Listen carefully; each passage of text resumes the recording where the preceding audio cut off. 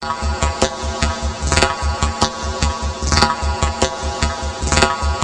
was the first one to be picked up, so they put me in a cell. They locked me in there in this degrading little outfit.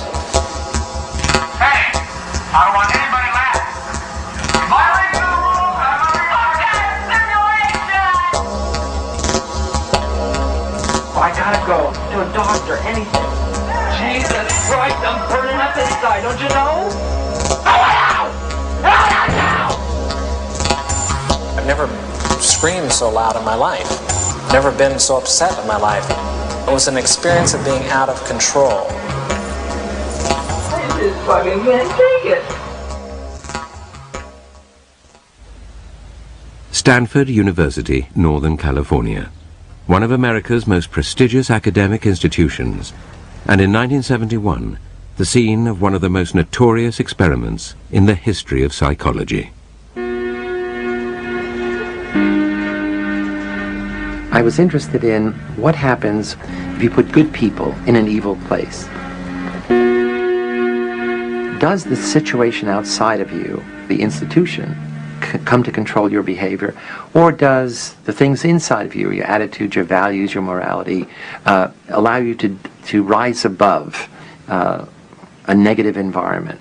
The negative environment Zimbardo chose to test his ideas was a prison. He would convert the basement of the university's psychology department into a subterranean jail.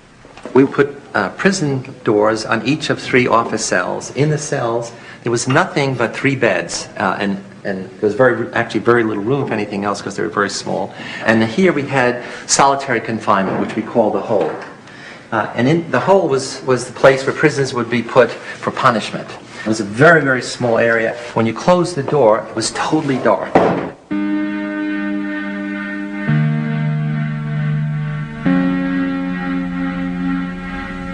All the guards wore military uniforms, and we had them wear these silver reflecting sunglasses. And what it does is you can't see someone's eyes, and so that loses some of the humanness, the humanity. In general, we wanted to create a sense of power. That is, the guards as a category are people who have power over others, in this case, power over the prisoners. A decade earlier, psychologist Stanley Milgram had also looked at how we respond to authority. In order to understand how people were induced to obey unjust regimes and participate in atrocities such as the Holocaust, he set up an experiment. Volunteers were told they were taking part in scientific research to improve memory. Would you open those and tell me which of you is which, please? Teacher. Separated by a screen, the teacher would ask the learner questions in a word game and administer an electric shock when the answer was incorrect. He was told to increase the voltage with each wrong answer. Cloud. Horse. Rock. House. Answer. Wrong. 150 volts. Answer. Horse. Oh. Experiment. That's all. Get me out of here. Get me out of here, please. Continue, please. Go right on. I refuse to go on. Let me out. He refuses to go on. The experiment requires you continue, teacher. Please continue. Participants didn't know that the learner was really an actor and the so-called shocks harmless. You're going to get a shock. 180 volts. Oh. I can't stand the pain. Let me out of You here. can't stand it. I'm not going to kill that man, eh? I mean, who's going to take the responsibility if anything happens to that gentleman? I'm responsible for anything that happens here. Continue, please. All right, next one. Slow. Walk, dance, truck, music.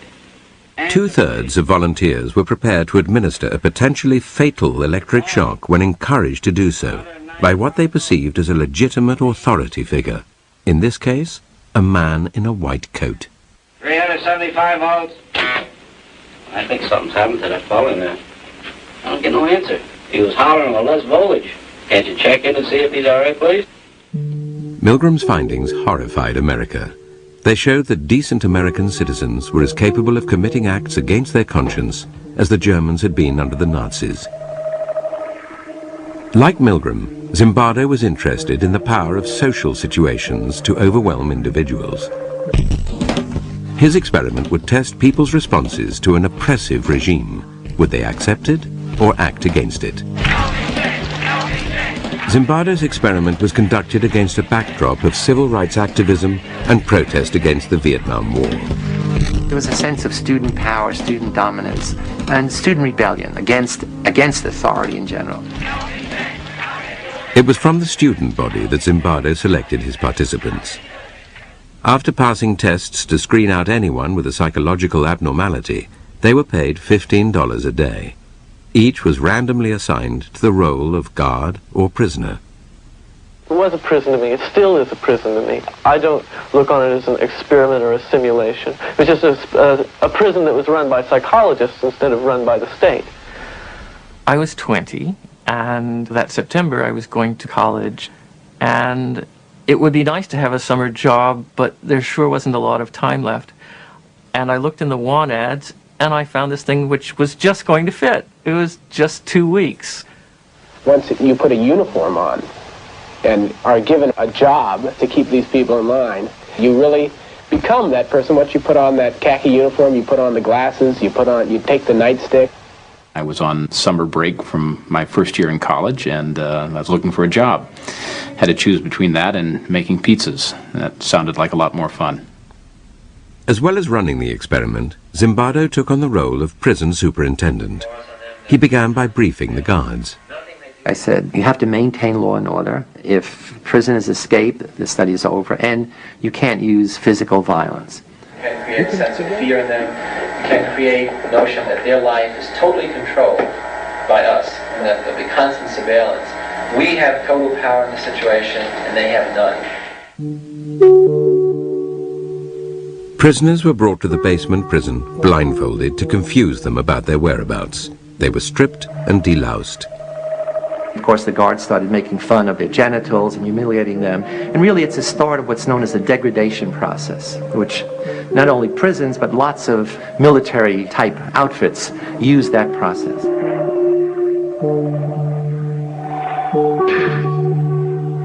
When I first got here, even though I had to strip, when they would call me names, I still didn't feel at all like I was in the prison. I was just looking at it as a job. I recall sort of walking up and down the very short hallway, which was the prison hall, and looking in on the prisoners, and they're basically lounging around on their beds. I felt it was like a day in summer camp. The first day I said, this might be a very long, very boring experiment, because it's conceivable nothing will happen. I arrived independently at the conclusion that this experiment must have been put together to prove a point about prisons being a cruel and inhumane place, and therefore I would do my part, to help those results come about. I was a confrontational and arrogant 18-year-old at the time, and I said somebody ought to stir things up a bit here.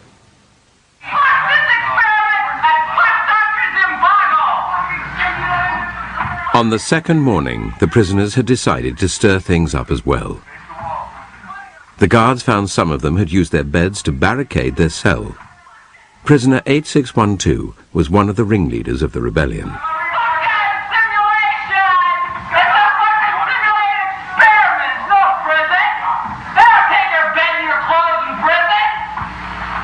Initially, I was stunned.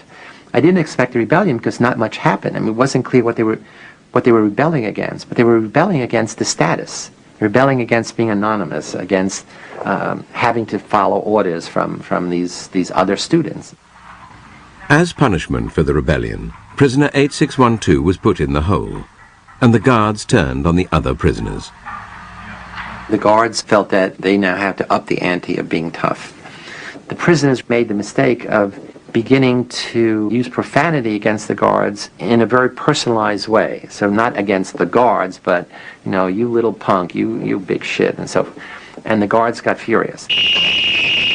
Everybody out! Come on! Well, gentlemen, here it is time for count. Prisoners were repeatedly woken in the middle of the night. The guards made them do menial, physical tasks and clean out toilets with their bare hands. We made it a point to not give them any sense of comfort or what to expect, that that anything could happen to them at any time, including being rousted from their sleep at any hour and forced to stand up in a line and have me hurl insults at them and make them do exercises. When you interrupt people's sleep, they tend to become a little disoriented. And since there was no daylight in the prison, they had no idea whether it was night or day. I think that I was the instigator of this whole schedule of harassment. The harassment of the guards took its toll on rebellion leader 8612. He told Zimbardo he wanted to leave the experiment. Zimbardo responded not as a psychologist, but as a prison superintendent. I said, well, I can see to it the guards don't hassle you personally, and in return, all I would like is some information from time to time about what the prisoners are doing. So essentially I'm saying, I'd like you to be a snitch, an informer. And I said, think it over, and if you still want to leave, fine. Confused, prisoner 8612 returned to his cell and told the other prisoners that no one could leave.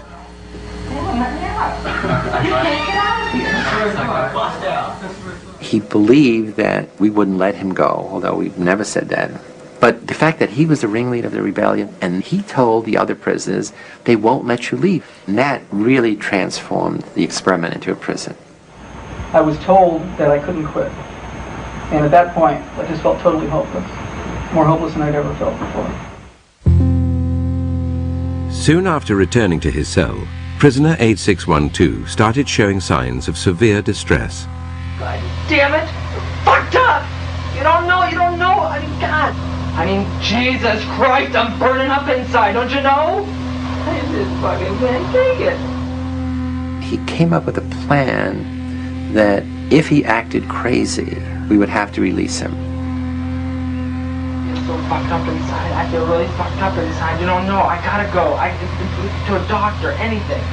I can't say that. I'm fucked up. I don't know how to explain it. I'm all fucked up inside. Out! Now! It starts with make-believe, and then he's doing it and cursing and screaming and, whatever that little boundary is that he moved across. Not that he became really crazy, but he became, excessively disturbed. I mean, so much so that we immediately said we have to release him. As an experience, it was unique. I've never screamed so loud in my life. I've never been so upset in my life. And it was an experience of being out of control. The boundary between reality and make-believe was to become blurred even for Zimbardo. A rumor circulated that released prisoner 8612 would return with friends to liberate the remaining prisoners. I quickly convinced myself that, my most important function was, not to allow this prison liberation to occur. And what could I do to keep my prison going, not the experiment going? The prison was dismantled and the prisoners moved to another part of the building. Zimbardo waited in the empty corridor, preparing to tell 8612 and his friends that the study was over, when a colleague appeared and began asking questions about the scientific basis of the research. I'm trying to get rid of him. And then he says, what's the independent variable? I get furious because he doesn't understand that there's a riot about to take place, that this prison is about to erupt. I had totally lost this whole other identity of scientist, researcher, psychologist. The rumored jailbreak never materialized. The guards had dismantled the prison for nothing and had to rebuild it. They took their frustration out on the prisoners. They escalated again the level of control, the level of dominance, the level of humiliating behavior.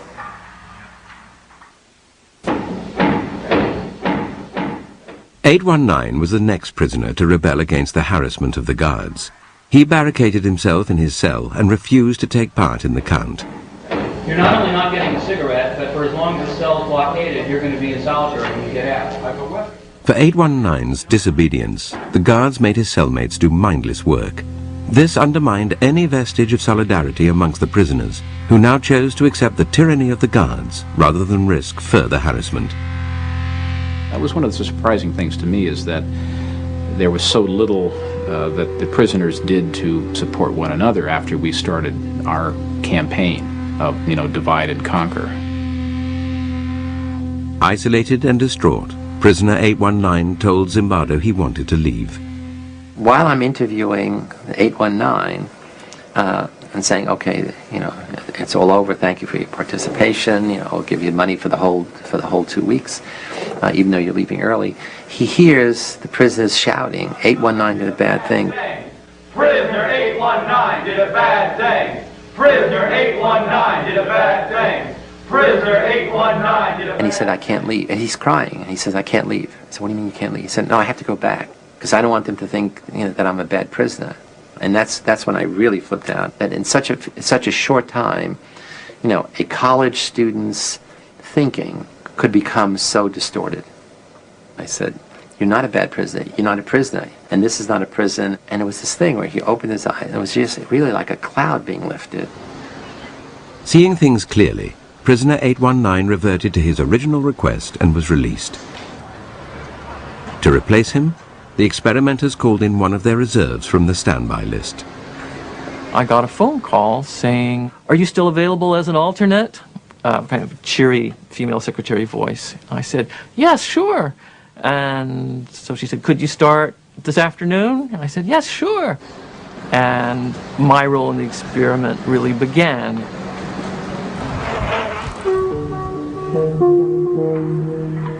I was blindfolded and then stripped and supposedly deloused. He came into a madhouse, full blown. All of us had gradually acclimated to the increasing level of aggression, the increasing powerlessness of the prisoners, the increasing dominance of the guards. And he comes in and says, what's happening here to the other prisoners? And they said, yeah, you better not make trouble. It's really terrible. It's a real prison. And he says, I'm out of here. I don't want to. And they said, no, you can't leave. Once you're here, you're stuck. This is a real prison. 416, you got your hands in the air. Why don't you play Frankenstein? 293, you can be the bride of Frankenstein. You stand here. Prisoner 416 was soon subjected to the harassment of Dave Eshelman, nicknamed John Wayne because of his macho attitude. 416, and I want you to walk over here like Frankenstein and say that you love 293. I made the decision that I would be as intimidating, as cold, as cruel as possible. I love you, 293. Get up close. Get up close. I love you, 293. I love you, 293. You smile, 293. You get down here and do 10 push-ups.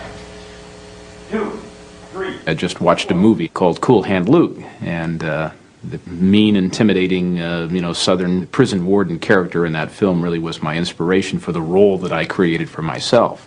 Why is it you try to be obedient so much? It's my nature to be obedient, Mr. Reginald. You're a liar. You a stinking liar. He was creative in his evil. He would think up very ingenious ways to degrade, to demean the prisoners. What if I told you to get down on that floor and fuck the floor? What would you do then?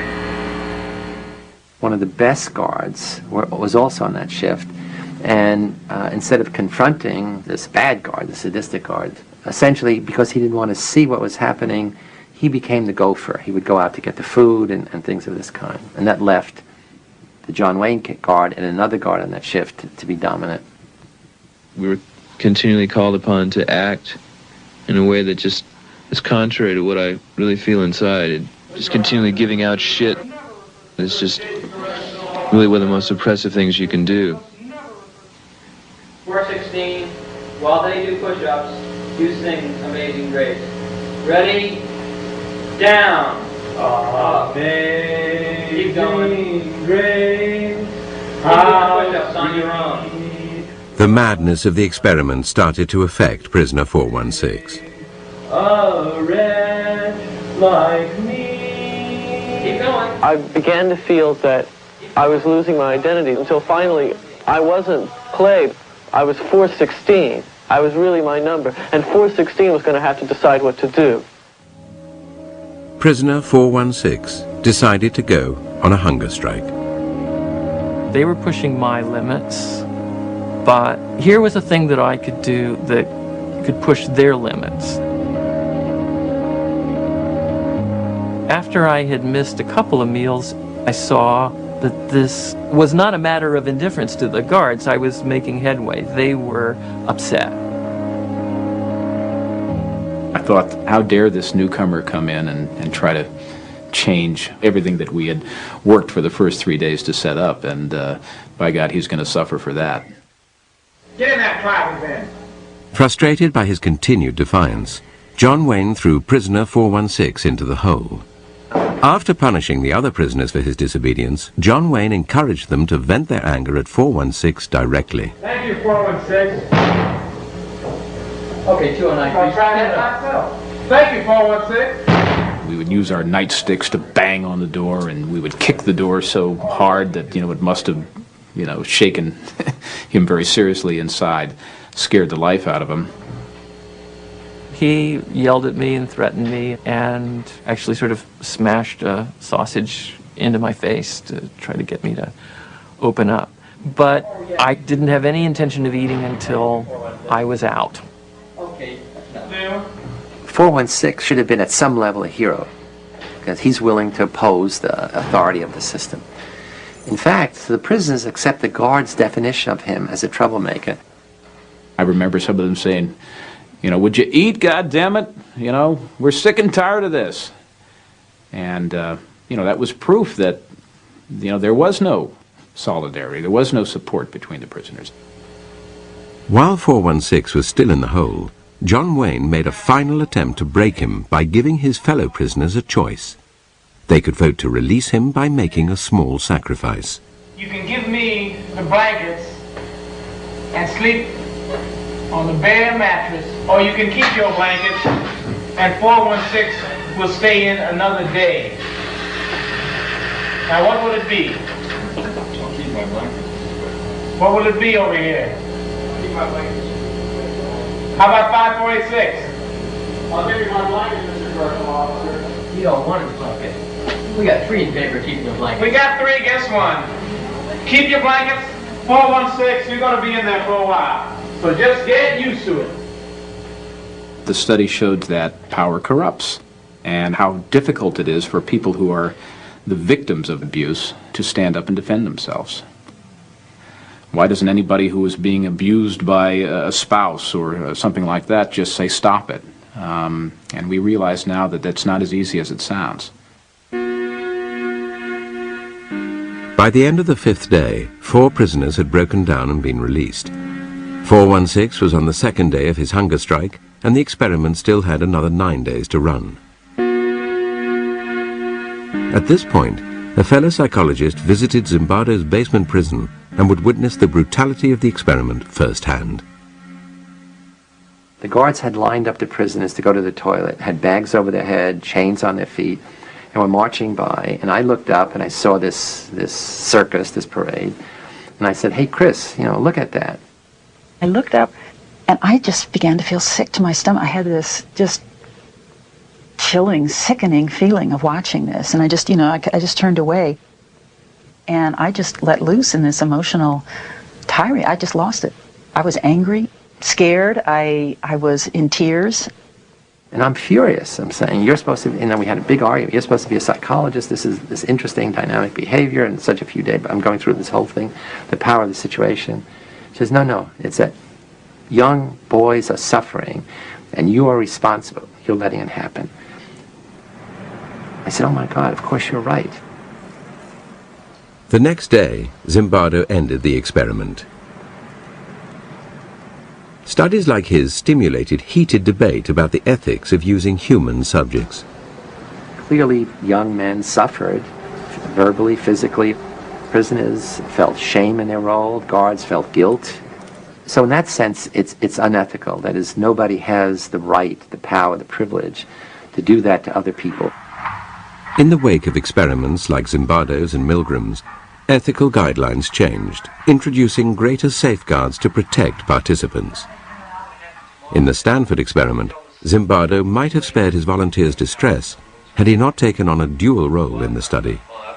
If I was going to be the prison superintendent, I should have had a colleague who was overseeing the experiment, who was in a position to stop it at any point, or I should have been the principal investigator and get somebody who was going to be the prison superintendent. I realized that was a big mistake, to play both those roles and be shifting back and forth. After the experiment, Zimbardo brought all the participants together to talk about their experiences. John Wayne would now come face to face with the hunger striker he had tormented. I was a little worried. I said, oh my God, he's really going to come down on me hard now, now that we're on equal footing. It harms me. How did it harm you? How does it harm you? Just to think about it, you mean that people can be like that? Yeah. It let me in on some knowledge that I've never experienced firsthand. Because I know what you can turn into. I know what you're willing to do. When I look back on it now, I behaved appallingly. You know, it was just horrid to look at. I think I tried to explain to him at the time that, you know, what you experienced and what you hated so much was a role that I was playing, that that's not me at all. I love you, Jordan. He was trying to dissociate himself from what he had done. That did make me angry. Everyone was acting out a part and playing a role. Prisoners, guards, staff, everyone was acting out a part. It's when you start contributing to the script, that's you. And thus it's something you should take responsibility for. I didn't see where it was really harmful. It was degrading, and that was part of my particular little experiment to see how I could... Your particular little experiment. Yes, Why don't you tell me about that? I was running little experiments of my own. Tell me about your little experiments. Okay. I'm curious. I wanted to see just what kind of verbal abuse that people can take before they start objecting, before they start flashing back. If I have any regret right now, it's that, you know, I made that decision, because it would have been interesting to see what would have happened had I not decided to force things. It could be that I only accelerated them, that the same things would have happened, but we'll never know. If the extreme nature of Dave Eshelman's behavior tested the prisoners, it also presented the other guards with a choice, to intervene or not. It surprised me that no one said anything to stop me. They just accepted what I said, and no one questioned my authority at all. And it really shocked me. Why didn't people, when I started to abuse people so much, I started to get so profane that, and still people didn't say anything. There were a few guards who hated to see the prisoners suffer. They never did anything which would be demeaning of the prisoners. The interesting thing is, none of the good guards ever intervened in the behavior of the guards who gradually became more and more sadistic over time. We like to think there is this core of human nature that good people can't do bad things, and that good people will dominate over bad situations. In fact, one way to look at the Stanford prison studies is that we put good people in an evil place, and we saw who won. Well, the sad message is, in this case, the evil place won over the good people. It did show some very interesting and maybe some unpleasant things about human behavior. It seems like, you know, every century, every decade that we go through, you know, we're suffering the same kind of atrocities, and you need to understand why these things happen. You need to understand why people behave like this.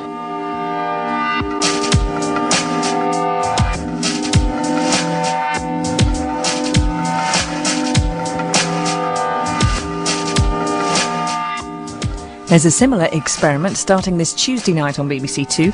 Details coming up next.